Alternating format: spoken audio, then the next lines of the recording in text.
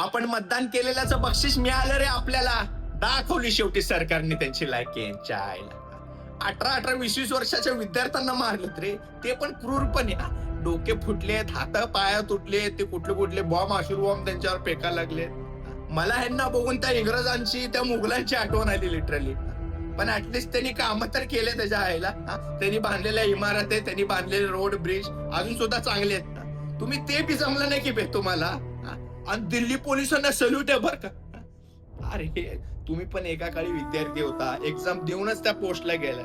तर तुमच्या काळी असं काय झालं असतं, आज वॉचमन असला असता का रे तुम्ही हरामखोरांनो. तर सरकारला ओपन चॅलेंज आहे, चला तुमच्यात जर एवढा दम आहे ना, तर हे लाठीचार्ज आहे ना महाराष्ट्रात आपल्या मराठी माणसांवर करून टाका. जी काठी आहे ना खालच्या बेळातनं जाऊन वरच्या बेळातनं निघेल डायरेक्ट. आणि आता तर सगळे एकजूट झाले.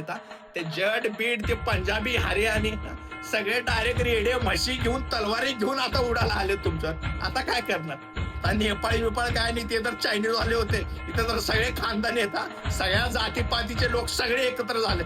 जेव्हा स्वतःच्या लेकरावर येतं ना, तेव्हा माणूस कसा जागा होता, त्याच्या अंगातली आग कशी निघते बाहेर ते सांगायची गरज नाही. आता सरकार बुरकार खुरकार कुठलाही जागीरदार असतो, आली रे आली, आता तुमची पाळी आली. पळून पळून मारणार तुम्हाला. ते फॅमिलीच्या डुकराला कसं पळून पळून मारलं होतं ना, तसं पळून पळून मारणार आहे का नाही तुम्हाला बघा तुमच्या.